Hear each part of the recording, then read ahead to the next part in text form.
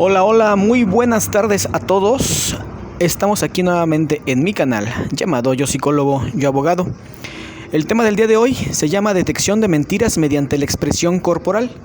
Hoy nos acompaña el licenciado en psicología, José Manuel Díaz Padrón. Y sin más por el momento, damos la bienvenida y el público es todo suyo, maestro. Gracias. Ya estamos el día de hoy, siendo las 6 en punto de hora centro de la Ciudad de México, y yo acá en horario Mazatlán, que son las 5 con 0 ya un minutos. Esta pequeña tarde que va a ser se va a ver muy rápido el tema, porque es mucha información, y cuando estamos muy concentrados en esto de la información, pues el tiempo pasa volando, ¿no? ¿Sale? El contenido va a ser en dos momentos. El momento uno, que es la introducción al lenguaje no verbal, ¿sale? Esto está muy conectado con lo que queremos aprender el día de hoy, ¿sale? Y que va a seguir este aprendizaje. O sea, este no termina aquí. Es un aprendizaje que necesito movilizar para empezar a generar esta experiencia. Y entonces, si quiero entrenarme en esto, pues necesito información, leer, entrenamiento, ejercicios, técnicas, estrategias para poder ir adquiriendo todo esto. Ahora también debe de haber un objetivo y una meta para qué lo quieres, ¿sale? Porque podrás estar lleno de información, pero ¿hacia dónde lo vas a dirigir? ¿Sale? Eso también es importante. Entonces, la introducción al lenguaje no verbal, que está lleno de esta información cuando queremos detectar las mentiras, ¿sale? Vamos a ver qué es el lenguaje no verbal, los mensajes del cuerpo, ¿sí? Hay mensajes que nos manda el cuerpo, y también los gestos falsos.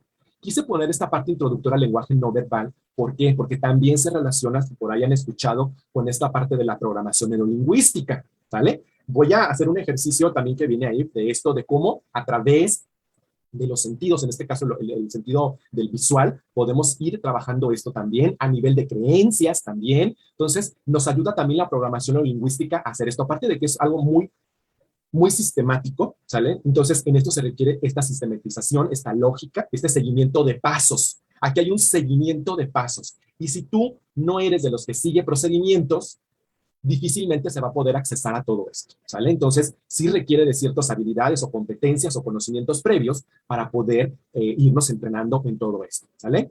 El otro tema es introducción al lenguaje de la mentira, ¿sale? En este vamos a detectar una mentira, técnicas para detectar, hay infinidad, hay muchos otros instrumentos, yo me voy a mostrar uno, ¿sale? Vamos a ver el movimiento ocular, ¿sale? Que es amplio ¿sale? Y los movimientos de las manos, ¿sale? Que junto con manos y ojos hay una expresión, ¿sale? Y que vamos a ver que la de los ojos es un poco más complicada que la de las manos, ¿sale? Y el número 8, vamos a ver los indicadores más comunes de estas mentiras, ¿sale? Y al final de esto, de que terminemos la plática y charla, voy a regalar un ebook para los que quieran continuar con toda esta información.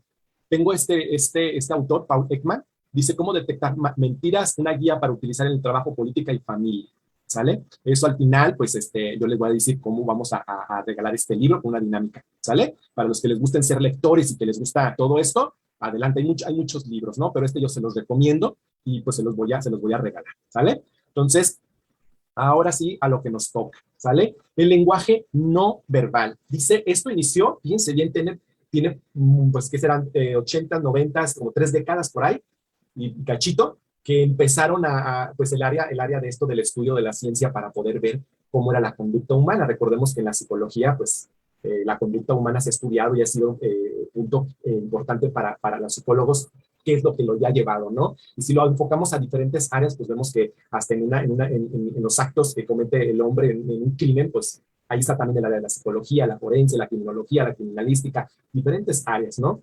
Y entonces, pero quisieran prestar atención de las 80s para ver esa conducta humana, ¿sí? A través del lenguaje corporal, ¿sale? Entonces, vamos a ver que el lenguaje no verbal o el lenguaje corporal tiene una carga muy fuerte a la hora de expresarnos, cómo nos expresamos, ¿sale? Por ahí hay muchos videos en YouTube. Ustedes pueden acceder a todo esto del lenguaje no verbal, por ejemplo, en la política. En la política es sumamente importante el lenguaje no verbal, ¿sale? Es un lenguaje que te induce a tomar decisiones si cuando lo llevas a cabo en precisión y con intención y con un objetivo, logras muchas cosas. Entonces, será mucho también en la parte política ahí, ¿sale? Dice que al observar las expresiones y los movimientos del cuerpo es posible detectar, interpretar pensamientos, sentimientos o intenciones, ¿sale? Que no se llegan a verbalizar. Entonces, volvemos a esta línea que les decía, pensamiento, emoción, y juntos hacen una representación mental en la cual se posiciona en una conducta, ¿sale? Se va a posicionar en una conducta, en una actitud, ¿sale? Y obviamente se va a manifestar a nivel corporal, ¿sale? Se va a manifestar a nivel corporal y entonces de manera inconsciente, ¿sale? De manera inconsciente. Aquí, ¿qué pasa con esto? Solamente que aquel que tenga la habilidad ya para mentir, pues entonces tiene integrado todo un sistema. Ya tiene un sistema que le ha permitido sobrevivir, porque obviamente pues son personas que mienten, pero para obtener algo, ¿no? Y ha sobrevivido a través de la mentira, ¿no? Entonces, esos indicadores que nos van dando, a veces esas personas ya tienen una patología, porque han mentido a lo mejor de una edad muy temprana y eso no lo pudieron detener y al transcurso de la vida, del desarrollo, pues eso se intencionó y llega a ser una patología, llega a ser un problema también social, un problema individual, toda esta serie de complejidades, ¿no? Entonces es por eso que es interesante cómo nuestros pensamientos, cómo nuestras emociones interactúan a nivel psíquico y nos van y nos posicionan en una conducta, ¿sale? Inconsciente, ¿sale? Pero también a veces es consciente cuando integras toda esta parte patológica, ¿no? Porque ya entonces lo estás haciendo con una intención donde estás afectando a terceras personas, ¿no? Y entonces puede ser que lo hace o conscientemente o totalmente inconsciente, ¿sale? Cuando hay patologías hay que revisar qué es lo que está sucediendo ahí. Por eso es totalmente contextual. Hay que revisar bien el caso de principio a fin, ¿sale? Vamos a continuar. El lenguaje corporal, dice, revela sus pensamientos y sentimientos más profundos, ¿sale? La gente revela inconscientemente sus intenciones en un simple gesto de la boca. Fíjense bien cómo el gesto de la boca puede ser un gesto importante a la hora de detectar, ¿sale?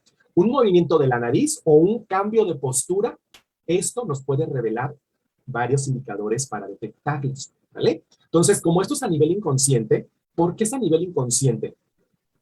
Porque de alguna forma, si es consciente es porque hay una intención muy fuerte sobre esto, ¿no? Una intención que va ya premeditada y va, ¿no? Pero también hay una parte inconsciente que cuando lo estás haciendo no te das cuenta. ¿Por qué? Porque finalmente el pensamiento no dices, por ejemplo, el día de hoy me voy a levantar y voy a mentir o voy a ver a quién voy a lastimar. No lo haces de esa forma, no lo reflexionas de esa forma, ¿no? Es algo que es un mecanismo, como lo decía hace rato, o puede ser de defensa porque así ha sido para sobrevivir esta persona. No lo sabemos, por eso hay que revisar el caso. Entonces, de manera inconsciente se revela todo esto. Y cuando estás en una plática, en una conversación, te das cuenta, ¿no? ¿Cómo te vas a dar cuenta de las inconsistencias cuando vas conociendo a esta persona con el tiempo?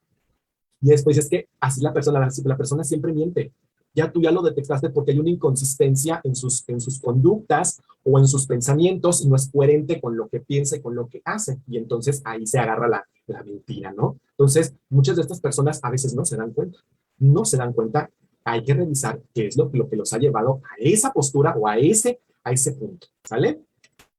Dice, los mensajes del cuerpo, según la investigación dirigida por el profesor Albert de la Universidad de California, dice que en una conversación con carga emocional, la carga emocional se transmite en un 50% mediante el lenguaje no verbal, ¿sale? O sea que las emociones juegan un papel muy importante, casi de la mitad, ¿sí? Cuando se está expresando de manera no verbal, ¿sale? Que esto lo podemos ver mucho en la relación de pareja. En la relación de pareja hay mucho lenguaje no verbal, mucho lenguaje no verbal, que entonces de alguna de las dos partes está demandando algo a través del lenguaje no verbal, pero el otro no lo puede interpreta la emoción, pero no el lenguaje verbal, ¿sale? Dice, solo tienes que detectar uno de estos gestos o expresiones para darte cuenta de la verdad que hay detrás de la frase. Una imagen vale más que 1000 palabras, ¿sale? Entonces, el poder detectar estos microexpresiones o gestos, ¿sale? De hecho, fíjense bien que pues toda una teoría de esta parte, desde dónde viene, ¿no? De la parte evolutiva del ser humano y viene hasta muchos investigó en los chimpancés,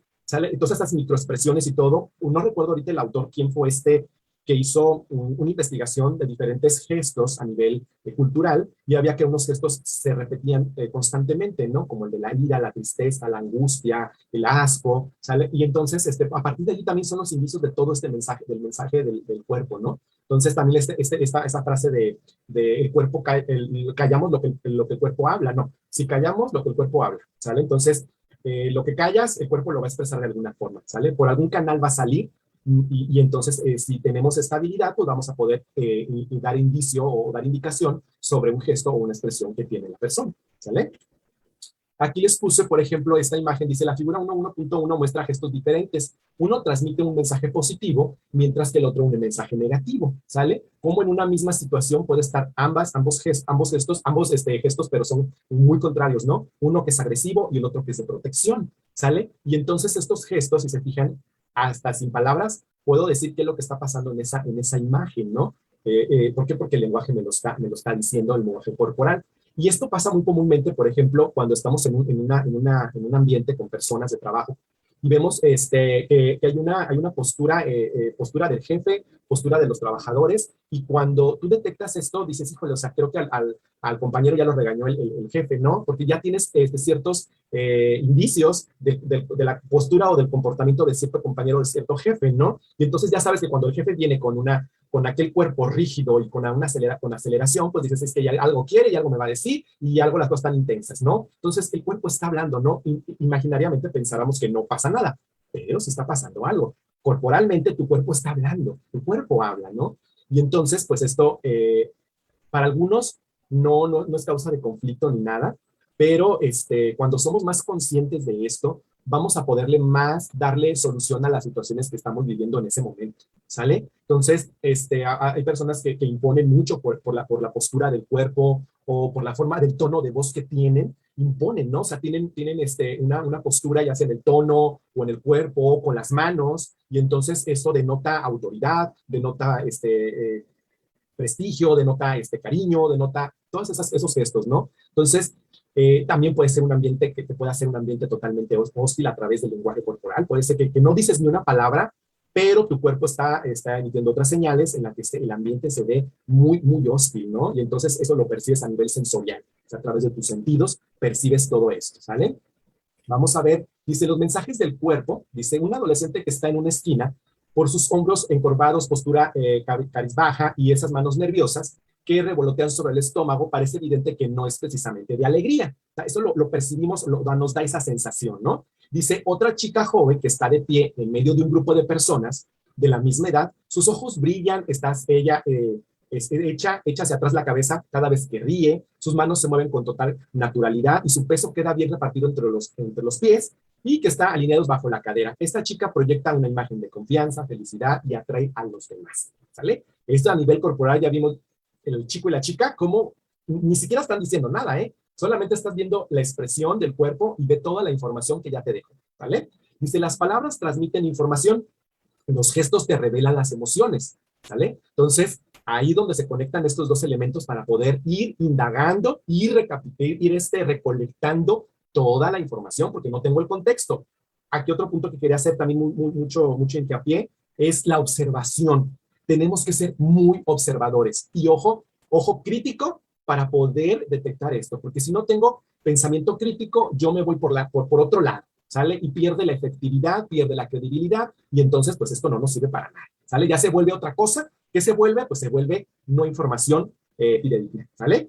Dice, si una persona está nerviosa, se pondrá a jugar con las llaves, le dará unas cuantas vueltas a su anillo y se pondrá bien la ropa para gestionar su incomodidad, ¿sale? Entonces, esto ya a lo mejor algunos dicen, hijo, sí es cierto, yo cuando me pongo nervioso, algo pasa, o empiezo a mover el pie izquierdo, si estoy sentado, o el derecho, o los dos, o las manos también empiezan a sudar, algo pasa esto es a nivel neurofisiológico, ¿no? Manda la señal porque hay una alerta,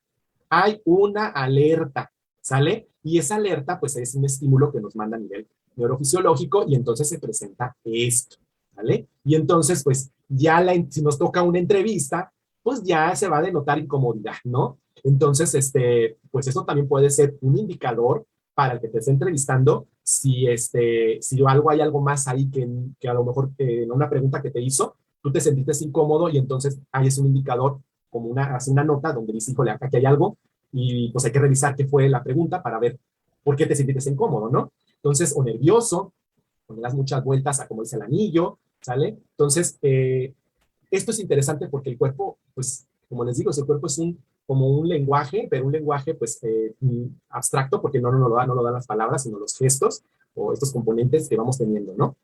Vamos a continuar. Dice, imagínate que tu cuerpo es como una pantalla del cine. La información que proyectas tiene su origen en tu vida interior. ¿vale? O sea, tu vida interior sería todo lo que has representado y desarrollado a lo largo de tu vida, ¿no? Y en el cuerpo solo actúa como el vehículo que le da la forma exterior. Puede que te sientas nervioso, excitado, con felicidad o tristeza.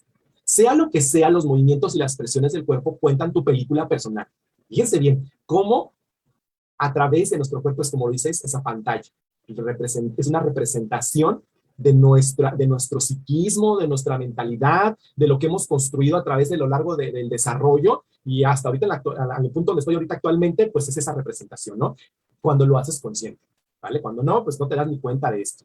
Dice, cuando alguien se siente amenazado o inseguro, suele tocarse repetidamente distintas partes del cuerpo, ¿sale? Gestos como rascarse la frente, cruzarse los brazos o juzgar con los dedos de la zona de la boca o la barbilla sirven para obtener un instante de bienestar. Fíjense bien cómo el cuerpo, al momento de tener un malestar o sentir incomodidad o sentir que me siento amenazado, empieza a jugar un papel interesante para poder contrarrestar ese nivel de ansiedad o ese nivel que siento muy alto, pues tiendo a hacer estos movimientos, estos gestos, pero para poder tener un autocontrol y ir bajando esa intensidad o sentir un bienestar o sentirme más calmado, ¿sale? Entonces, dice, la euforia suele venir acompañada de respiraciones profundas y grandes gestos abiertos, ¿sale? Que no es lo mismo que la felicidad. Dice, los deportistas que celebran la victoria abren los brazos, echan la cabeza hacia atrás y abren los ojos y la boca como si estuvieran en éxtasis. Esa es la parte de la diferencia. Ahora van a poder diferenciar entre una expresión y la otra. Fíjense, porque tenemos que tener un marco de referencia.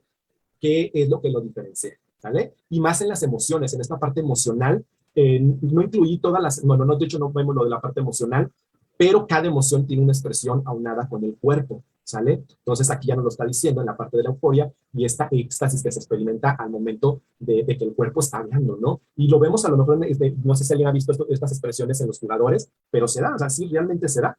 No dice nada, pero el cuerpo lo dice, ya es cuando capturan, el otro interesante es cuando capturas ese momento de expresión del cuerpo. Ahorita me acordé de la fotografía. Una fotografía te revela también. Y si se fijan en esas fotografías de estos jugadores, es cuando captan el momento de la foto. Y es la que ponen en la primera pantalla, en la primera portada. No van a poner otra donde está jugando nomás con el balón. O van a poner la de la eufórica, porque eso te proyecta. ¿Sale? Entonces ahí el cuerpo está hablando. Igual en la fotografía artística, pues se da mucho esta parte del movimiento, de la expresión del cuerpo, y un gesto del cuerpo o una cierta postura puede ser una fotografía que te exprese mucho, ¿sale? Entonces ahí vemos también en la fotografía que también se puede apreciar esta parte de los gestos, ¿no? Vamos a continuar. Dice mensajes inconscientes. Dice, el lenguaje no verbal es una fuente de información, pero ten cuidado. Fíjense bien, ten cuidado a la hora de extraer conclusiones. Eso no es fácil, ¿vale? Es fácil confundir y exagerar algunos gestos cuando se sacan de contexto. Esa es como la regla de oro de todo esto. Fíjense bien, es una regla de oro, ¿por qué? Porque nosotros ya traemos información, ¿sale? Nosotros ya venimos con una carga muy, muy excesiva de información hasta ahorita. Entonces, si yo me quiero entrenar en esto, tengo que trabajar en mis pensamientos, en mi calidad de pensamientos, en mis creencias y en mis emociones. De lo contrario, esto van a influir en la conclusión, en el informe y va a tener muchos sesgos todo esto. Entonces, al final, pues no va a ser algo tan cercano, ¿sale? Entonces, la mentira es, de hecho, hay un estudio filosófico de por qué la gente miente, ¿sí? O sea, ¿por qué la gente, qué es lo que los conlleva a mentir? Entonces, podemos verlo desde el aspecto filosófico, ¿sale? Entonces, que no es el tema de hoy, pero se los comento. Entonces, ¿a qué voy con todo esto? Que hay que tener cuidado con la información, ¿sale? De dar nuestra conclusión y que no se pueda exagerar todo esto, porque hay que ver el contexto en el que se está maniobrando. Hay que ser bien, bien observadores, yo le llamo ojo clínico a ese desarrollo de la observación y que puedas integrar todo esto, ¿vale? Y que finalmente des una conclusión. Ahí por ahí me acuerdo de otra habilidad, no sé si se acuerdan alguien por ahí, de las aseveraciones, ¿sí? Bueno, antes la materia se llamaba lógica, o los silogismos también, de esto también que se trabajan, pues me ayuda mucho a este tipo de interpretaciones o lo que yo quiero desarrollar, ¿no? Y entonces las aseveraciones, dos aseveraciones verdaderas, pues te da una conclusión verdadera. Dos falsas, pues te da una conclusión no certera, ¿no? Y una falsa y una verdadera, pues vamos a ver en qué contexto están para ver si la conclusión, cuál es la conclusión que finalmente tú das, ¿no? Entonces, eso está interesante, esos ejercicios, yo los vi en Desarrollo de Habilidades del Pensamiento, ¿sale? Entonces, a esos libros utilizan estos ejercicios y yo pues, les recomiendo, si quieren, después ese libro para que vean pues, vean cómo también necesitamos desarrollar otras habilidades, pues, ¿sale? Es como el que dice, te voy a leer la mente, pues no hay nadie que lea la mente, o sea, no hay nadie que te lea la mente, son indicadores. Ahora se los voy a poner desde el otro, alguien que lee las cartas o la mano o eso, pues, más bien tú le vas dando la información, tú vas dando la información y pues en base a esos son indicadores que la otra persona los va a interpretar y le va a dar coherencia en su discurso. Ellos tienen mucha habilidad en el discurso, lo tienen de pi a pa bien estructurado. Un discurso que ya saben qué es lo que te van a preguntar y saben lo que también posiblemente tus posibilidades de contestar. Y ya tienen armado el curso, por eso es que tienen una habilidad, pero no es porque se conecten por estas cosas de pues, cosas paranormales, ¿no? Les los digo porque, bueno, al menos yo no tengo ese pensamiento, ¿sale? Y sé que cuando eso se les llama charlatanes, pues, eso es una charlatanería, ¿sale? Entonces, no está comprobado, no hay nada que pueda ser, comprobado, no. ¿Sale? Aquí vamos a la comprobación. De hecho, esto mismo ha causado mucho revuelo en cuestión del lenguaje verbal y todo esto, porque también se utiliza mucho en las partes periciales, en los criminólogos, en criminalística, en todas estas áreas, pero son recursos para dar todo un informe. No quiere decir que, por ejemplo, el polígrafo o la grafología ya sea el indicador. Se van uniendo ciertas pruebas, se van reuniendo ciertos criterios, se revisa toda esa información, sale que es un proceso largo y hay que darle coherencia otra vez a la historia y a ver qué inconsistencias, qué incoherencias, qué sesgos hay en todo lo que estoy revisando la información. Entonces no queramos encasillar una sola cosa o queramos enjuiciar a una sola persona. No es así, ¿vale? Entonces hay que revisar todo el contexto, por eso los procesos de juicio y todas estas cosas, pues son tardados por miles de cosas que hay que cumplir, ¿no? Requisitos, trámites y aparte, pues todo, reunir la información, ¿no? Dice, el cuerpo también envía señales de un modo completamente inconsciente sin que te des cuenta. La contradicción o la dilatación de las pupilas, contracción y la dilatación de las pupilas y los movimientos inconscientes de pies y manos revelan una emoción interna, o sea, hay algo que se conectó a nivel inconsciente que se va a mover ahí, ¿sale? Y entonces empiezan esta parte de la dilatación de las pupilas o movimientos inconscientes de los pies a las manos, ¿sale? Voy a poner paréntesis en la dilatación de las pupilas. También hay que revisar si la persona no consume una droga, ¿vale? Entonces, a lo mejor dices, está dilatada la pupila, pero vamos a ver si no consume una droga, ¿sale? O sea, para ir descartando todo esto, ¿sale? Por ejemplo, si te das cuenta de que alguien tiene las pupilas dilatadas y sabe que no ha tomado ninguna droga, pues no te puedes equivocar si asumes que está mirando algo que le reporta un gran placer. Si tiene las pupilas contraídas, se tiene todo lo contrario, ¿sale? Entonces, era lo que les decía, tenemos que revisar bien el contexto de todo esto, ¿sale? Y abajito les puse otro texto, dice, según el estudio del profesor Merhabain, cuando dos personas hablan cara a cara sobre sentimientos y emociones y se produce una incongruencia entre las palabras o los gestos, dice, hay un 7% de mensaje recibido que llega a través de las palabras, un 38% a partir del tono, y la expresión y la voz y un espectacular de 55% de los gestos, expresiones y posturas corporales. ¿Vale? Entonces, se fijan, va a influenciar varias cosas en todo esto, ¿sale? Entonces, no es una sola, son varias, y hay que revisar cada una de estas para ir descartando, como lo bien lo dice ahí, si hay una incongruencia entre las palabras o los gestos o la inconsistencia o pues esta parte que no es coherente en el diálogo, ¿sale? Y que también pues no es congruente con los gestos, no va a la par, pues entonces ahí hay que revisar todo eso, ¿sale? Dice, gestos falsos. Su objetivo es disimular, ocultar y engañar. Eso es uno de los objetivos que tienen los gestos falsos. Parece que quieran decir alguna cosa cuando en realidad los tiros van por otro lado. Es posible distinguir un gesto falso de uno real porque en el falso siempre falta un detalle. Fíjense bien, el omitir detalles es otro indicador que me va a permitir si hay o no algo ahí inconsistente, ¿sale? Dice, los gestos que se suelen falsear son el sonreír, fruncir el ceño, suspirar, llorar, ¿sale? Hay que revisar el contexto, no porque va a llorar, pues ya no. Hay que revisar bien el contexto. Dice, para no caer en la trampa y malinterpretar un gesto falso, fíjate en todos los detalles, ¿vale? En todo.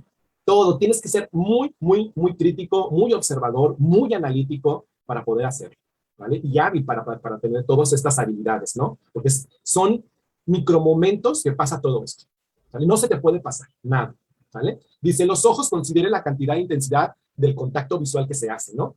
Esto casi siempre se divide en tres categorías. Dice, la persona que lo mira constantemente a los ojos, ¿sí? La persona que se niega a mirarlo a los ojos, o alguien que lo ve con los ojos por periodos cortos de tiempo. Estos movimientos oculares no visuales lo ayudarán a determinar si una persona está tratando de recordar o una imagen, un sonido, o si está intentando inventar algo, ¿vale? Más del 80% de la población interrumpe el contacto visual cuando miente. Ese es un estudio que ahí sacaron. Y, sin embargo, algunas personas mantienen el contacto visual fijo para ver si están creyendo en sus mentiras. Fíjense bien, vamos a ver más adelante estas posturas de los otros, ¿sale? Más adelante lo vamos a retomar esto, ¿sí? El tipo de cuando recuerdo una imagen, visual y audición, y pues los canales de abajo, izquierdo y derecho cuando estoy mirando hacia abajo. ¿Qué representa cada uno de estos? Vamos a continuar. Gestos, o vamos a contar con otros gestos. La posición, dice, este término se refiere a la mayor parte del lenguaje corporal, se refiere como una persona mueve las manos, es el que vamos a ver el día de hoy también, los pies y la cabeza, y básicamente cómo se expresan en general. Todo esto se conecta, ¿no? Para dar una conducta. Usted notará que una persona mentirosa tiene un lenguaje corporal incongruente, ¿sale? Incongruente, te vas a dar cuenta. Cuando no conocemos a la persona, pues va a ser más difícil, por eso tienes que esperar varios tiempo también para poder reunir esta información. Si no la conoces a la persona a la primera, pues yo creo que no te va a mostrar tanto, pero a la segunda yo creo que ya te vas a dar cuenta, ¿no? De las incongruencias que tiene, ¿no? Y a veces eso pasa mucho con nuestros amigos, con las personas más cercanas, esto pasa, ¿no? Ya detectamos que no es a lo mejor puntual, y que siempre miente porque dice que va a llegar temprano y nunca llega temprano, ¿no? Y cuando llega, pues llega hasta agitado, llega moviendo las manos y pues, o sea, quiere justificar, como dice el fin, justifica los medios y todo esto, ¿no? Entonces ahí te das cuenta, ya después dices, es que la persona pues así es, ¿no? No te causa tanto conflicto, ¿sale? Entonces, por ahí todo esto va, ¿no? Todo esto que les estoy diciendo son ejemplos para que los vayan observando. Si nos queremos entrenar en esto, observémonos a nosotros mismos y observemos a los que están, ¿sí? Pero sin ese morbo y sin ese etiquetar, ¿sale? Aquí pues no lo vamos a hablar tampoco, pero entra también otro campo disciplinar de todo esto, que es la ética, ¿sale? Para poder entrenarnos en todo esto, para poder accesar a toda esta información, entra otro campo que es la ética, ¿sale? También ahí te los pongo también para que sepan que pues esto requiere preparación, ¿vale? Dices, se sorprenderá de que tan reveladores puedan ser los pies, especialmente cuando una persona está sentada. Ahí es un poco más accesible para poder identificar la postura de los pies, ¿vale? Cuando estamos sentados. Cuando estamos parados también, pero también cuando estamos sentados revela información. Y si la inclinación de la cabeza, ángulo de las manos durante el apretón de manos, e incluso la altura de los hombros, pueden revelar mucho durante una conversación, ¿sale? Nos vamos al tono de voz. Hablar rápido, alto, suave o lento. Ponga mucha atención en los cambios de voz. Cuando ocurre esto durante el curso de la conversación, como se menciona antes, alguien que está mintiendo es menos asertivo. Volvemos a asertivo, también lo voy a enlazar con la comunicación asertiva, ¿sale? Allí hay también mucha información de cómo comunicamos lo que pensamos y lo que sentimos, ¿sale? Y también podemos hacer hasta un taller eso de la comunicación asertiva, ¿no? La creciente tensión cuando se miente provoca cambios sutiles y drásticos en la voz, ¿sale? Una persona podría tartamudear súbitamente debido a que el cerebro es forzado a inventar algo creíble. Fíjense bien, ¿sale? Ahora también hay que descartar si la persona no tiene algún problema de tartamudear, o cuando a veces tenemos muletillas y tartamudeamos y tenemos palabras muy repetitivas y así, ¿no? Entonces también fíjense cómo también nos ayuda a nosotros entrenarnos en esto, a observarnos nosotros. No va a haber mejor entrenamiento que ustedes mismos y el observar a su alrededor, ¿sale? Aunque esto no es exactamente parte del lenguaje corporal, encontrará que esto es un factor que ofrece excelentes resultados cuando se lee a una persona. En la programación no lingüística utiliza todos los canales, lo visual, lo kinestésico, lo oral, y entonces por ahí me tocó hace tiempo, cuando inicié a la docencia, lo he tratado de buscar, pero no lo he podido encontrar esa información a través pues, del internet. Entonces, me acuerdo que nos dieron un curso de programación neurolingüística donde hablaba había uno que se llama, ellos le pusieron, no sé si así se llamaba el concepto, pero eran unas gemas. Entonces, estas gemas hablaban, por ejemplo, el pausa-susurro.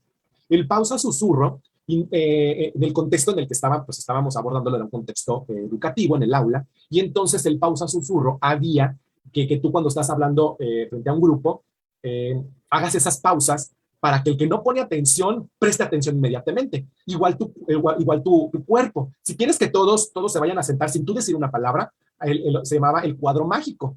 y tú te tenías que encontrar en el espacio del aula un lugar donde pudieras poner una postura firme, firme y obviamente con la mirada directa a todos. ¿Qué hacía esto? Los chicos se iban a sentar solos. ¿Por qué? Porque entonces el maestro adopta una postura, un cuerpo, un lenguaje verbal y está diciendo otra cosa, menos lo que quiere decir, y nadie te va a hacer caso cuando gritas. Y entonces, esto, créanme que funcionaba. ¿Cuesta trabajo? Sí cuesta trabajo. ¿Sale? Cuesta trabajo porque no estamos habituados a eso. Entonces, del pausa susurro, cuando estás hablando y luego empiezas a bajar poquito la voz, la intensidad de la voz y luego la subes y el que está distraído, pues ahí va a agarrar el rollo, ¿no? O había otro que se llamaba la mano fantasma, ¿sí? Que la mano fantasma era esta parte donde tú hacías, la persona no está atenta y está platicando con algún compañero, y entonces lo que haces es que te diriges tú con el mismo discurso, si estás dando una conversación o información. Si no, igual lo haces también, te acercas a la persona y haces un recorrido en 180 alrededor de la persona, y eso va a ser, sin decir tú nada, eso va a hacer que corte el canal de comunicación el otro o la otra y se va a quedar solito callado. Vas a ver que va a necesitar guardar silencio, ¿no? Entonces, todo esto se los digo, se los comparto porque pues es lo que dice la parte de la programación lingüística y es súper interesante también estudiarla y que tiene que ver con todo esto, ¿sale? Entonces, el tono de voz también nos va a revelar, porque es una gesticulación de la boca, ¿sale? Y la boca también tiene una interpretación, ¿sale? Tipos de comportamiento. Hay unos comportamientos, ¿sale? Que finalmente pues es lo que expresamos, ¿no? Un comportamiento tal cual, y si representamos un comportamiento, representamos ese comportamiento, vamos a ver que ya muchas personas nos detectan cuál es nuestro comportamiento en ciertas situaciones, ¿sale? Y entonces vamos a reaccionar de esa forma. Hay un comportamiento de bloqueo, dice que los comportamientos de bloqueo ocurren cuando las personas se sienten amenazadas o están enfrentando un tema que no les gusta, es decir, se sienten incómodas o amenazadas, ¿vale? Y existen varios tipos de comportamientos de bloqueo, como frotarse los ojos o desviar la mirada. Aquí hay que observarnos nosotros, ¿sí? Y ver cómo hacemos ese comportamiento de bloqueo cuando estamos en una situación incómoda o amenazante. Vamos a ver qué hacemos. Pregúntense ustedes ahorita, ¿qué hacen ustedes? Se frotan los ojos, el pelo se lo empiezan a lasear, algo tenemos que hacer, todos tenemos ese gesto, ¿sale? Y luego está el otro comportamiento tranquilizador, dice, a diferencia del comportamiento de bloqueo en la persona, está intentando bloquear lo que está sucediendo, ¿sale? El comportamiento tranquilizador ocurre cuando la persona está intentando calmarse, que muchas de las veces lo que menos intentamos es eso. Algunas sí lo hacemos, otras no, porque eso a veces no nos damos cuenta. Frotarse la cabeza es un comportamiento tranquilizador, ya que cuando estamos pequeños nuestros padres nos acariciaban la cabeza y la espalda para hacernos dormir. Otros comportamientos de este tipo son acariciarse el cuello, la frente o las mejillas, acariciarse los brazos, frotarse las palmas, jugar con las joyas o el cabello, etc.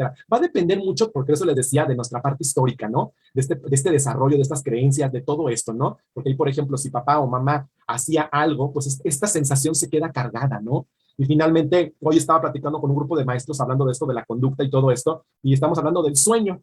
Entonces, decíamos que el sueño es una conducta, por ejemplo, placentera, cuando encontramos qué es lo que nos da placer para poder obtener el descanso, pues la relajación y todo esto. Y por ahí mencionaban que cuando uno estaba pequeñito, su mamá lo acariciaba la cabeza. Y entonces ahora la persona hace eso mismo para quedarse dormido o dormida, para acariciarse la cabeza o hacer ciertos gestos. Entonces, es lo que estamos viendo de este comportamiento tranquilizador, ¿no? De estos dos comportamientos están, ya sea uno porque nos sentimos muy incómodos, otro o amenazados, y el otro para podernos calmar. Casi el de calmarse es muy difícil porque recordemos que la mayor parte son emociones, y esto, cuando no tenemos una gestión buena de emociones, pues nuestro comportamiento es muy, muy distinto, ¿sale? Y entonces, cuando estamos de buenas, pues es un comportamiento, cuando estamos de malas es otro, y empezamos a hacer estos gestos y que no nos damos cuenta, pero si nos observamos vamos a ver mucho de nuestro lenguaje que decimos, ¿no? Vamos a decir mucho lenguaje a los demás, más que con palabras, ¿sale?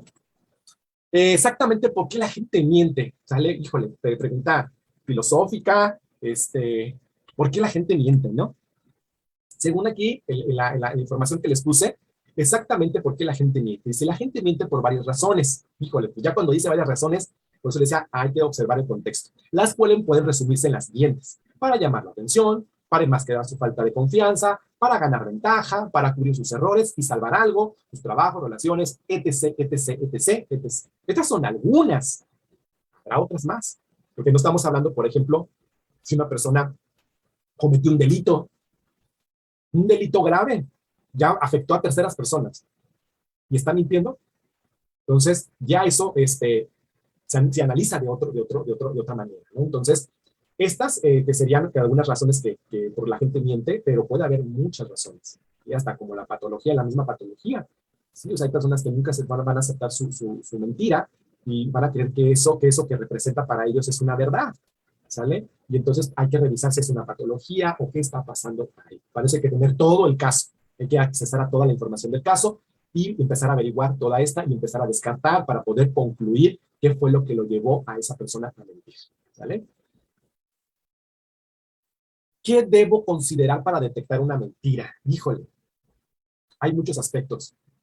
Vamos a lo que les decía hace rato, toda esta información de considerar es importante. ¿Por qué? Porque si no, entonces no estamos haciendo algo que nos pueda realmente dar una conclusión, ¿vale? Tiene a lo mejor sesgos en los cuales no voy a poder, si es tomar una decisión, y esa decisión pues depende, ¿no? Depende de ti que estás haciendo el informe, y entonces imagínense que estés poniendo algo que no es considerado, pues vas a tener afecciones, ¿no? Dice, para lograr saber, ocultando usted debe ser capaz de observar la situación en general. La observación es un punto fundamental para poder tenerlo aquí y detectarlo, ¿no? La situación, el contexto debe serse observado, ¿sale? Reunir toda la información, pruebas o todo lo que tenga, todo lo que me permita, ¿sale? Y tomar el contexto, como les decía, en consideración, que también es importante, el contexto en el que se desenvolvió todo esto, porque los contextos, aunque parecieran algunos similares, pueden llevarnos a otra conclusión, ¿sale? Entonces, es importante revisar el contexto, y aparte con la literatura que hay, pues y con todo lo que se ha estado a través de la ciencia, porque la ciencia ya también está en todo esto, pues nos va permitiendo tener acceso a otros instrumentos que sean de fácil acceso para poder ir descartando otros que no nos puedan ayudar a la hora de informar, ¿no? Entonces, esto hay que considerarlo, es puntual para que lo consideremos, ¿sale? Técnicas mediante las cuales puede detectar una mentira, vamos a encontrar varias, yo les puse algunas aquí. Dice técnicas para detectar una mentira a través de la observación de su lenguaje corporal, ¿sale? Vamos a ver. Uno, la inconsistencia en las historias. Es difícil recordar una mentira. Los detalles cambiarán cada vez que se discuta el tema. Un mentiroso olvidará el término y añadirá un nuevo detalle y omitirá el anterior. Esto se da mucho para, por ejemplo, escribir. Si la persona no lo quiere decir, porque también tú tienes que tener una habilidad de retención de información, dile que lo escriba, o si no, graba el audio también, para poder ver si hay cambios en los detalles, o omite algo, ¿sale? Y entonces se le vuelve a preguntar para ver si hay inconsistencias en su historia, y después las triangulas con toda la información, como personas que a lo mejor pudieron estar en el evento, y otras pruebas que se reúnan, y triangulas toda la información para poder entonces dar una conclusión. Aquí es importante triangularizar la información de inicio, intermedio y final, ¿sale? Dice, la mayoría de la gente se siente incómoda cuando miente debido a que siente algo de culpa. O sea, volvemos otra vez a la parte emocional, ¿no? Incluso si están mintiendo para su propio beneficio. Cualquier cosa que se relacione con el tema de hacer sentir incómodos, se quiere detectar una mentira, hable algo relacionado con el tema donde piense que está mintiendo. Esto va a hacer que se incomode la persona, nos incomodemos y vamos a cambiar rápidamente el tema o dar una respuesta muy corta o quedarte pensando, y entonces ahí no. Dice, si la persona cambia de tema o inventan una excusa para terminar la conversación, lo más probable es que esté mintiendo. Es la evasión del tema. Siempre y cuando tengamos la información, o sea, sobre eso. ¿Vale? Ahorita vamos a ver rapidito también cómo acceder a esa información, cómo es el report para poder hacerlo, ¿vale? Hablar lento. Cuando se miente, el cerebro procesa la información inventada más lentamente, porque está como que creando la escena, ¿no? Entonces requiere pausa, requiere lentitud para poder recrearla cuando se inventa. Así que el habla lo hace más lento, porque estás conectando lo que estás pensando y estás elaborando nueva información o representaciones de imágenes para poder dar esta información, ¿sale? En este caso, pues sabemos que es algo que estás inventando. A menos que tenga preparada o practicada la mentira con anterioridad, las mentiras se descubren cuando la gente está bajo presión. Fíjense, pues tendrías que tener mucha habilidad para poder hacer este diálogo de principio a fin y que todo concuerde, ¿no? Pero recordemos que eso es en el hablar, en la comunicación, falta el cuerpo. A lo mejor hay algo que cuando estás hablando no conecta con la coherencia de tu cuerpo, y ahí es cuando se viene todo abajo el argumento, y entonces ahí empiezan pues no es no, sé que esto no debería de pasar cuando hacen los interrogatorios, pero a muchos de estas personas, para sacarle la información, pues los ponen bajo presión muy, muy fuerte, y es cuando pues sale la información que ellos quieren, ¿no? Yo siento que no es un mecanismo para poder obtener información, transgredir la integridad de la persona. ¿Sale? Transgredir la integridad de la persona no es una herramienta o técnica para poder obtener la verdad y de saber dónde está mintiendo. No. Eso sí es la integridad de la persona, no. Eso sí, no. Y las otras dos son la ansiedad.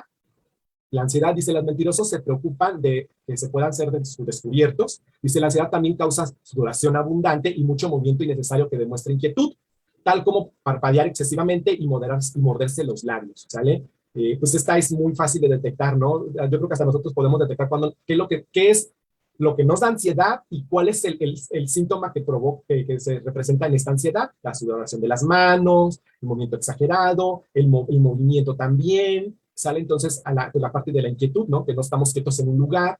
Y entonces también esto también se puede confundir si no lo contextualizo, ¿sí? Porque, por ejemplo, vamos a ver que pues está el trastorno de déficit de atención y estos sufren mucho de estos movimientos, ¿no? Pero no porque estén mintiendo, sino porque hay un trastorno de déficit de atención, ¿sale? Entonces, y el último, la falta de confianza. Dice, al menos que alguien sea entrenado profesionalmente para mentir, en varios escenarios, una persona ordinaria será menos asertiva cuando miente, ¿sale? El tono de su voz será más bajo y evitará el contacto visual, ¿sale? Entonces, ya vemos que esto, la parte de cómo comunicamos a través de nuestro tono, pues va a ser un indicador importante para la hora de cómo nos expresamos, cómo nos comportamos y cómo le damos esa entonación a ese comportamiento también, ¿sale? Así es, Antonio, así es, Antonio. Entonces hay que revisar el contexto, como les decía, no siempre se va a presentar así, entonces hay que revisar todo el contexto porque puede ser hasta otra situación y que no es tanto de la mentira, ¿sale? Porque la ansiedad, ahorita todos tenemos ansiedad, ¿sale? Todos tenemos ansiedad, pero se va a ligar mucho cuando nos sacamos de fuera de control de algo que no tenemos ni la certeza, es cuando vamos a empezar a tener esta ansiedad, pues. Entonces vamos a revisar cómo se da el contexto, cómo se da la historia, para ver si esa ansiedad es provocada realmente porque hay una situación que está incompleta, o porque falta algo, o porque molestó algo, o hay algo ahí, ¿no? ¿Sale? Y vámonos a la siguiente. Ahora sí, vamos a ver el movimiento ocular, ¿sale? Movimiento ocular, que es a lo mejor, ya por ahí lo han escuchado, es que miró por arriba de los ojos y no sé qué. Vamos a ver, tranquilos. Ojos fijos, ¿vale? Vamos a ir por los tipos de ojos. Así es, Rafa. Y ahorita que dices eso, Rafa, a veces ni tienen TDA, ¿eh? O sea, para diagnosticar el TDA también hay que tener mucho ojo de observación, ¿eh? Entonces, a veces en los diagnósticos, cuando los hacen, los profesionales de la salud mental, a veces no tiene TDA, tiene otra cosa diferente a esto, ¿no? Entonces, por eso les digo, a veces se puede confundir uno y hay que volver a revisar la información, ¿sale? Y más cuando estás, si lo haces de manera, pues para un trabajo y lo estás haciendo de manera profesional, sí, cuando digo, hay que tener mucho cuidado en esto. Te los digo porque cuando uno estudia, la persona mitómana, híjole, pues esa siempre va a mentir y en sus propias mentiras va a estar enredado, el mitómano, ¿sale? Va a crear escenarios muy exagerados, pero también hay que revisar todo esto, ¿no? Porque se miente y nunca se da cuenta y miente a través de, ya hasta el mismo se lo cree, ¿no? Y las personas lo hacemos como muy normal, aquí ya está mintiendo, o sea, pero a veces, híjole, ¿cómo se le digo? Esta parte hay que revisarla porque entonces hay que ver qué es lo que lo está ocasionando, pues. Sí, porque por eso dice, a menos que lo haya estudiado mucho, se haya entrenado mucho en esa mentira, y pues apenas así, ¿verdad? Pero pues no hay un taller que diga, te voy a entrenar, ¿cómo te entrenarte para mentir, verdad? Pues no, ¿verdad? No hay un taller de esos, no hay un entrenamiento para mentir. A lo mejor hay que revisar qué es lo que lo conllevó a llevar a esta parte mitómana y de mentir siempre, pues, ¿sale? Y con cuestión de los diagnósticos, pues sí, a veces como digo, hay que ser muy observadores, ¿sale? Entonces vamos con los ojos fijos. Si cuando los glóbulos oculares están fijos en usted, esto significa que la persona está tomando pasivamente la información que le provee. El enfoque es intenso y para la mayoría de las personas está este es un indicativo de confianza, ¿vale? Nos da confianza, nos da esta parte de seguir o continuar, ¿sale? Cuando está hablando con alguien cuyo enfoque de los ojos es directo a los suyos, entonces hay una buena posibilidad de que esté diciendo la verdad, ¿sale? Hay una probabilidad de que esté diciendo la verdad. Por eso les decía, no hay que irnos a la primera, ¿sale? Todo lo vamos a poner en un stand-by hasta que no tenga toda la información reunida, ¿sale? Pero como se mencionó anteriormente, algunas personas podrían enfocar la vista en usted para observar cómo procesa sus mentiras. Fíjense bien. Entonces, vamos a ver ahorita los demás, para que vayamos bien avanzando, porque si no nos va a alcanzar el tiempo. Los ojos, vamos a ver otro tipo de ojos, el parpadear. De acuerdo a los estudios, la gente parpadea menos cuando está pensando intensamente en algo. Y mentir necesita mucha función cognitiva. O sea, ¿qué quiere decir esto? Que para poder mentir requieres mucho recurso en tu mente, pensamientos y pensamientos y más imágenes para poder hacerlo, ¿vale? Por lo tanto, es lógico que una persona que esté mintiendo no parpadee tan seguido como alguien que está diciendo la verdad. Note también que un parpadeo excesivo puede significar nerviosismo o tensión. Va a depender del contexto. Si así lanzas una pregunta que es muy íntima, pues sí vas a poner a la persona muy nerviosa. Pero pues es porque lanzaste una pregunta íntima y a lo mejor no estaba bien estructurada. Y es que la persona se sienta incómoda o nerviosa o se provoque tensión. Entonces puede ser esa misma pregunta de ese tema de sexual, pero con otra estructura donde la persona no le provoque este tipo de nerviosismo, tensión. Van a decir, pero si te pregunto eso, ¿para qué te pones nervioso? Entonces hay que revisar todo esto. Entonces tenemos que tener también habilidad para formular preguntas, ¿vale? Entonces esto significa el parpadear. Vámonos. Ahí dice, bueno, les puse con rojito lo que es importante, ¿sale? Construcciones, la construcción visual a través del superior derecho. Dice derecho, me refiero a la derecha de esa persona, no la de nosotros, ¿sale? Esto significa que se está accediendo a un hemisferio derecho que responde responsable del acceso a imágenes, como del proceso creativo, que esencialmente significa que está creando una imagen de una respuesta. ¿Vale? Las cejas también pueden ser reveladoras con los extremos internos de la ceja ligeramente arqueados hacia arriba. Esto es una microexpresión relacionada con el miedo, debido a que los mentirosos inexpertos tienen algo de miedo de ser descubiertos. Por eso es que arquean ahí más o menos la ceja. Por ejemplo, digamos que le pide a alguien que imagine un cocodrilo rosado. La posición más común de los ojos sería en la dirección superior, derecha, debido a que la persona se está esforzando en imaginar algo que no existe. ¿Vale? Entonces, fíjense bien cómo nuestra construcción de esta representación que tiene el movimiento ocular hacia la parte superior derecha va a estar conectada con la parte creativa, con la parte de imágenes, ¿sale? Y con todo la parte que traigamos de información. Si recordamos todo esto, pues el recorrido que tenemos es grandísimo, no hemos visto miles de imágenes, miles de representaciones, y entonces el cerebro va a acudir a toda esa información, ¿sale? Vamos a la siguiente. Superior izquierdo en la parte visual. Dices, si mirar a la derecha es el signo de mentir, entonces mirar a la izquierda es un signo de decir la verdad. Entonces, ¿qué es la diferencia respecto a mirar directamente a una persona? Básicamente, mirar a la izquierda significa que una persona está accediendo a su hemisferio izquierdo, es el responsable de la memoria. Cuando una persona mira a la izquierda, está tratando de recordar la imagen de algo y posiblemente la respuesta de su pregunta. Esta es una reacción genuina y es muy probable que la persona esté diciendo la verdad.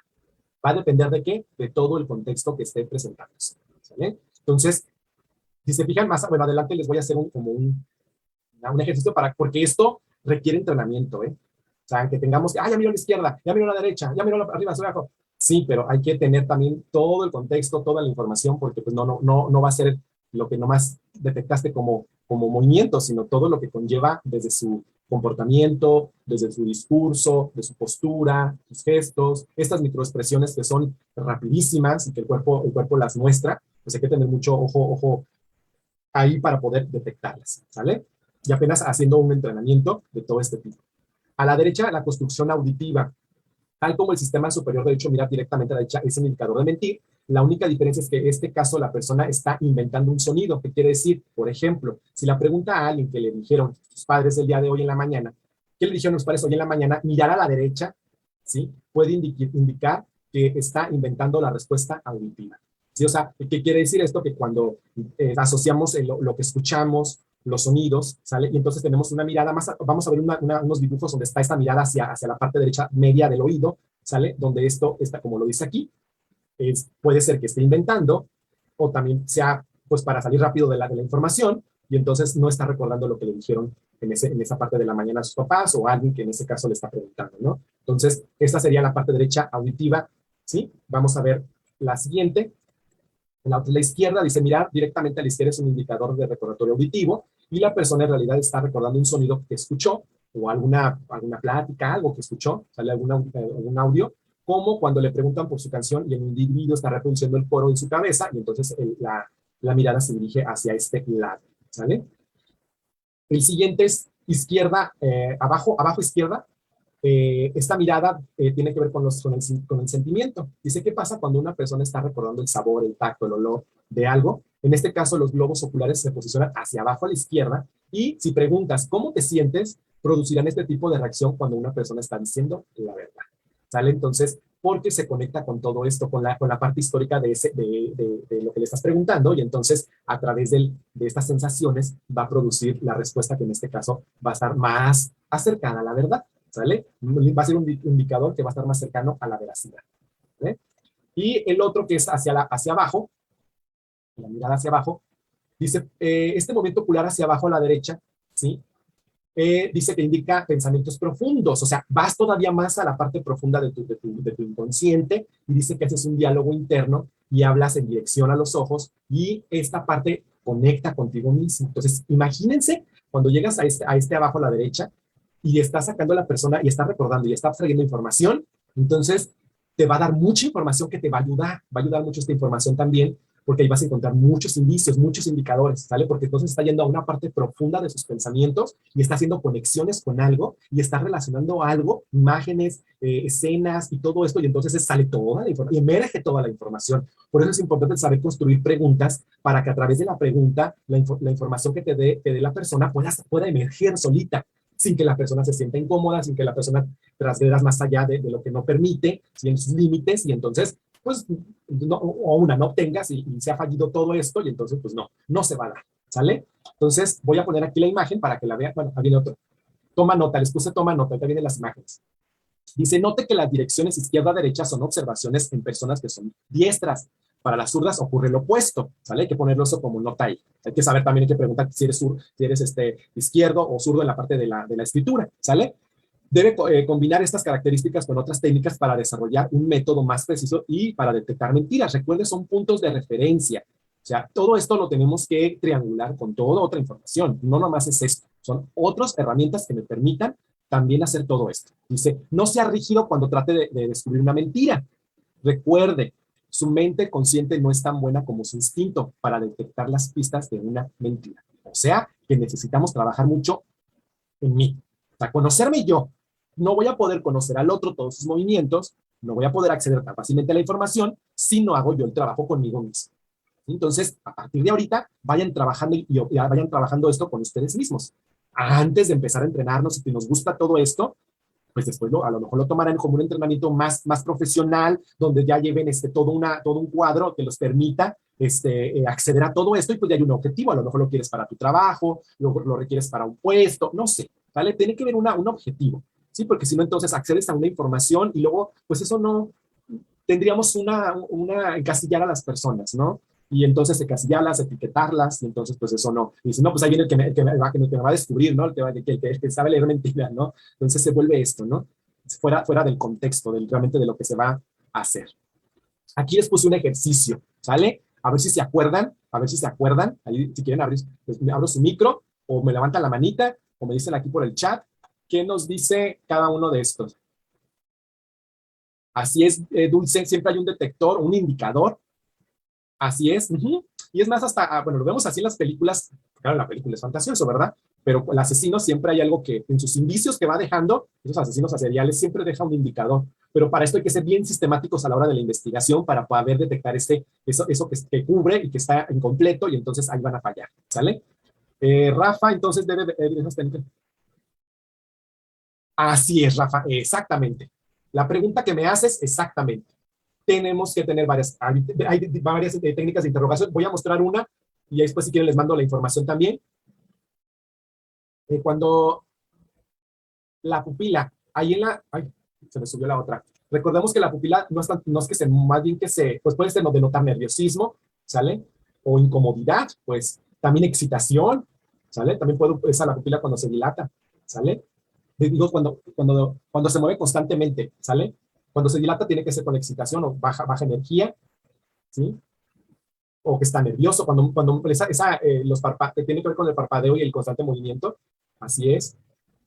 Ok, ahí ya me dijeron Abril, Amabel. Listo. Ah, eso es interesante. Se va a quedar hay que ver por qué se dio esa parte del ambidiestro. ¿Por qué? Porque hay unos que a lo mejor nacieron con la parte de la parte izquierda y luego desarrollaron con el paso del tiempo el otro, pero ¿cuál es el dominante? Hay que ver cuál es el que domina. Yo, por ejemplo, soy ambidiestro, pero realmente el que domino es mi parte derecha.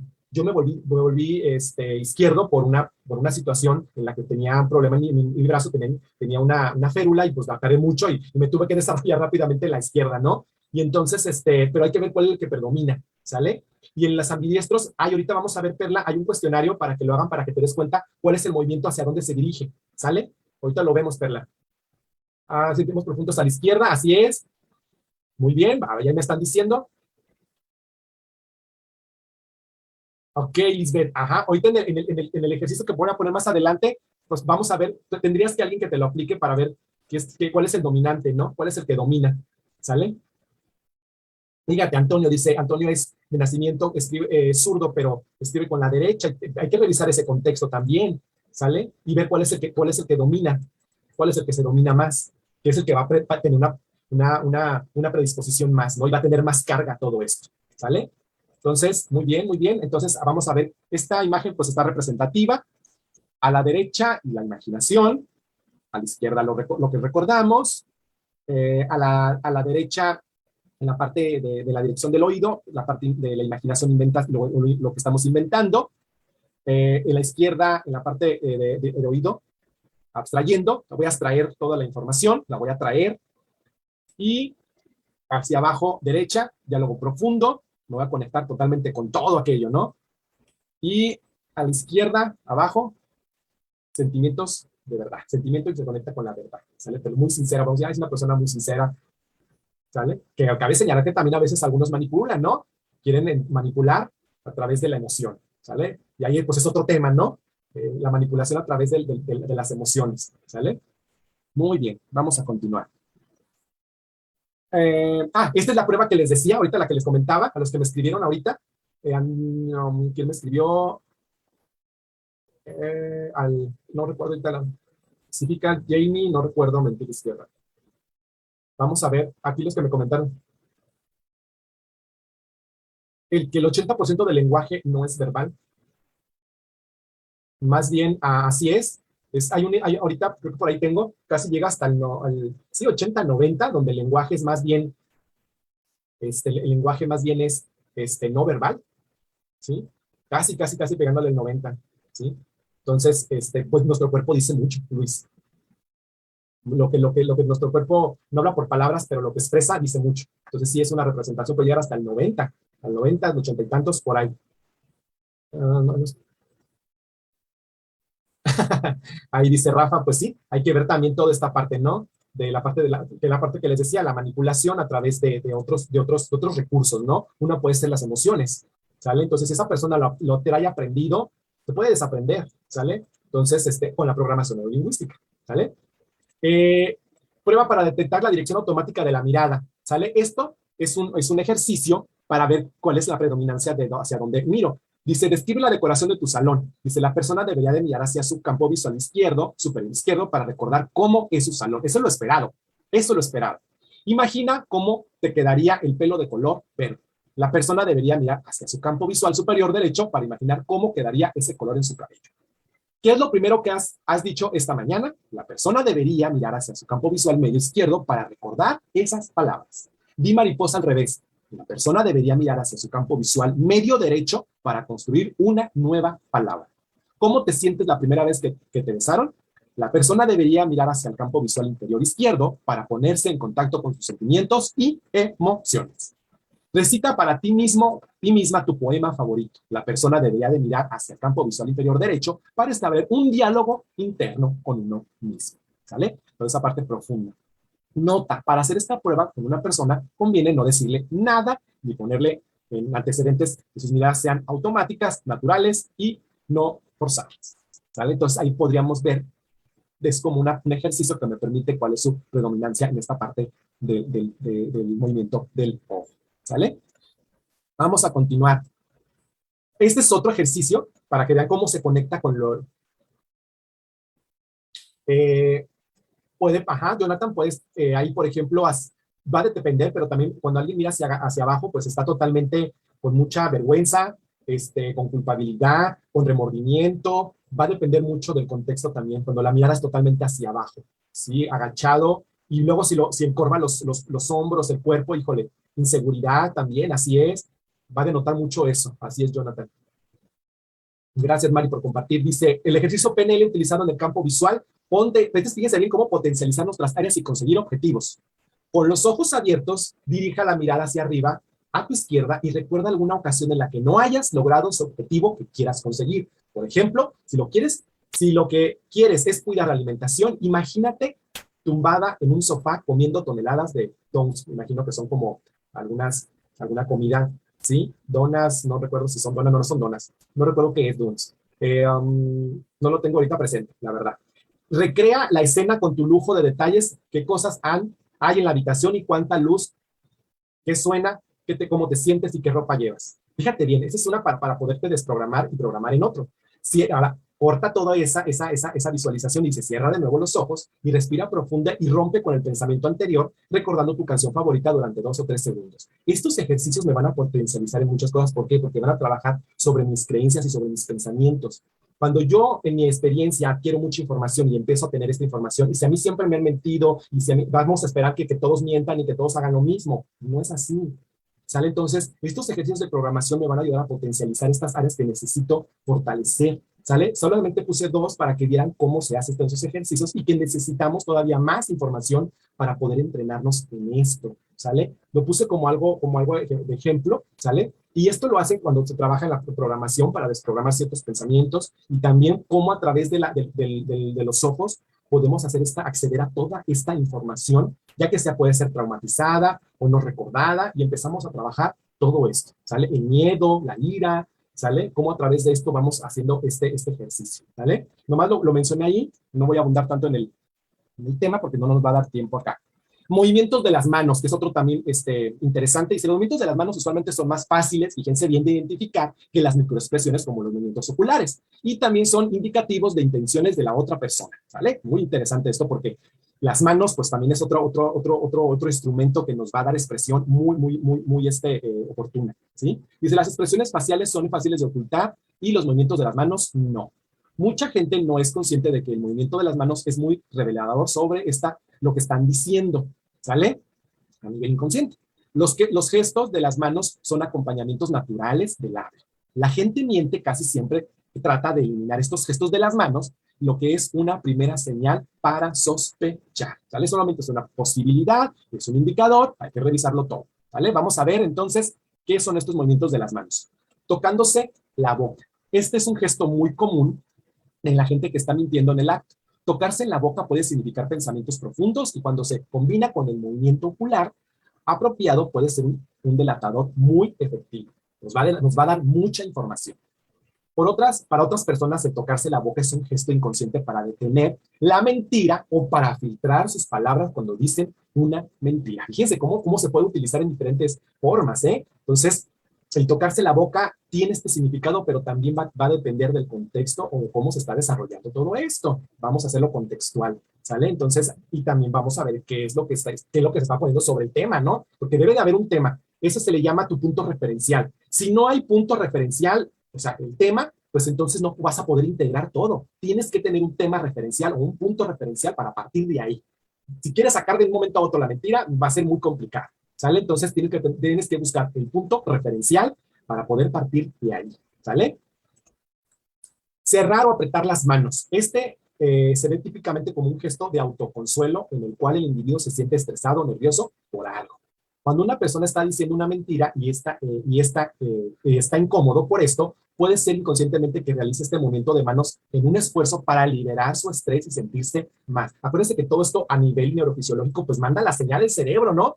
La manda, o sea, no te pide permiso, manda la señal y es por eso que también pues sentimos esa sensación de ansiedad o de estrés cuando no tenemos el control de algo que queremos tener el control, pero no lo podemos controlar ahí, pues, ¿sale? Y se va a delatar fácilmente la mentira, ¿no? ¿Sale? Va a salir rapidísimo ahí.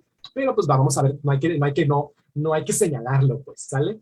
Hay que ver el contexto con todo esto, ¿sale? Y hacer mucho report quiere decir oye, mira, pues fíjate que vi esta situación contigo, esto, a lo mejor la persona no se siente en confianza contigo, a la persona a lo mejor trae mucha culpa, trae una serie de cosas que no le han permitido, híjole, vamos a revisar todo el caso, ¿sale? Por eso es importante, les platico una anécdota, híjole, alguien me está borrando, ahí está. Entonces, vamos a continuar. Ahí está, ya voy a borrar. Vamos a continuar. Rascarse casi siempre es un signo de malestar y es muy común en la gente mentirosa rascándose en el puente de la nariz o la parte trasera del cuello cuando están inventando una mentira.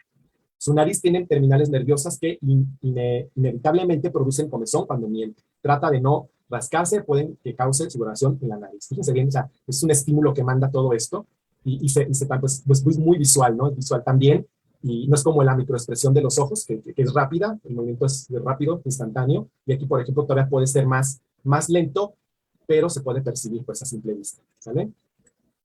Esconder las manos en los bolsillos, de hecho también es un indicador en los test proyectivos, el dibujo cuando se forma la figura humana, pues también es un indicador también la figura humana que represente y que esté ocultándolo sobre el pantalón o sobre la chamarra, ¿sí? Pues va a indicar esto, ¿no? Dice, es un signo de ocultar algo, la gente no sabemos qué, pero está ocultando algo, está ocultando información, en este caso va a ser información.